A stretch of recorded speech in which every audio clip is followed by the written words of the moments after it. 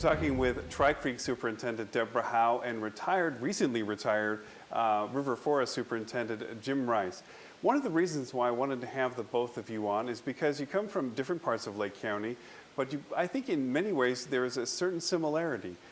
Over the years, I've seen many suburban school districts going out there getting referendums.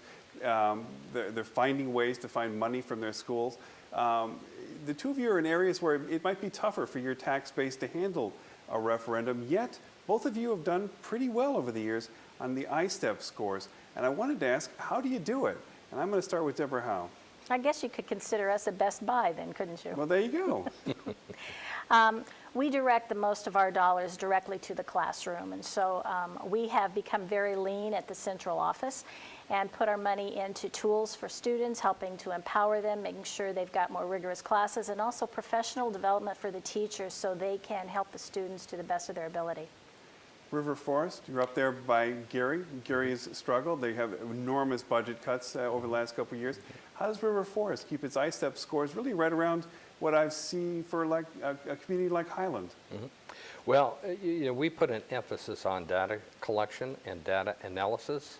And what the teacher does throughout the year is monitor the student's progress through testing, through analysis, and find out where the weaknesses and the strengths of every student are and adjust their curriculum to that. So we found that to be very successful for us over the years. Both districts are facing budget cuts, though, and you've had to make some changes. Describe what's going on at Tri-Creek. We've had a reduction in our teaching staff as well as administrative staff and support staff. We're down about 15 people.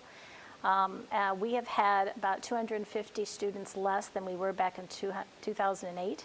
And during that time, our basic grant has been cut by about 10%. And so money follows the students, so we've gotten a double whammy.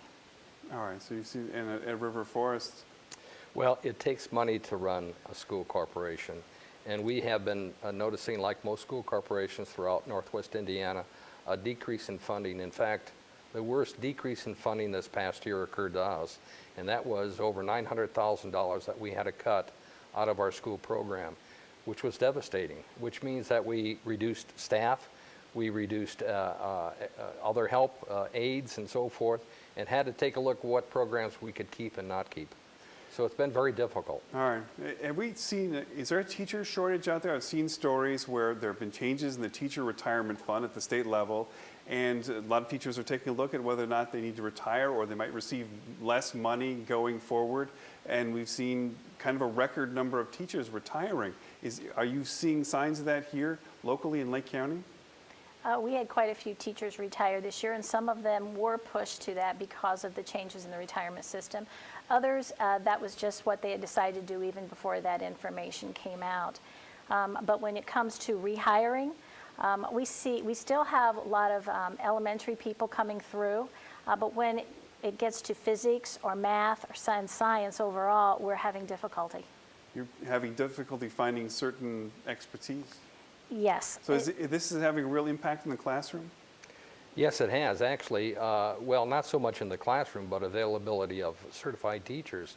For instance, this year we were looking for a French teacher. Our one French teacher resigned, and we're looking for a replacement, couldn't find one, and we're working with our neighborhood school, Lake Station Schools, to bring our students over there to complete classes in French, advanced French, in order to get through the year. People just don't want to go into teaching at this point?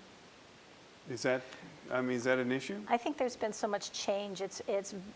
They're unsure as to what's going to happen to them in the future, and if salaries can raise to the level to raise a family. Do you think that'll level out over time? There's a lot of competition, a lot of voucher schools out there. Private schools now can receive public money, charter schools. Do you think that's going to level out over as we get used to the new normal? Or that this is just going to be a long-term trend that we're... Well, I've had that question asked of me several times, and I really do feel that we've made some major changes, reform changes in public education. And they asked me, how long is this going to last? And I think at least a minimum of 10 years before we can settle this down and decide whether what works and what doesn't work before we make changes. So it's going to be with us for quite some time. Quite some time. Are we seeing results, on the other hand? Are we seeing results? Are we seeing better grades or our student improvement? I think folks are more focused in what they're teaching and what they're wanting to see for students. I think there's more focus on instructional strategies, so you're using best practices. So there are some things that are very good. However, at the same time, you have to have money in order to support the programming that the community wants. And we are underfunded at this particular moment. Has teaching become less fun? Is this still the calling that it once was?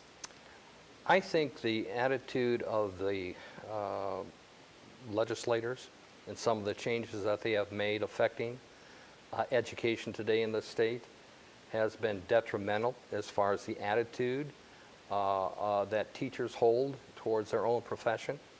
I think some people are looking at educators as right now as second-class citizens, and that is not positive. That doesn't carry through very well as far as the classroom setting is concerned, and that's wrong, and that needs to change. Do you think River Forest is going to be able to sustain the kind of gains it made over the last several years?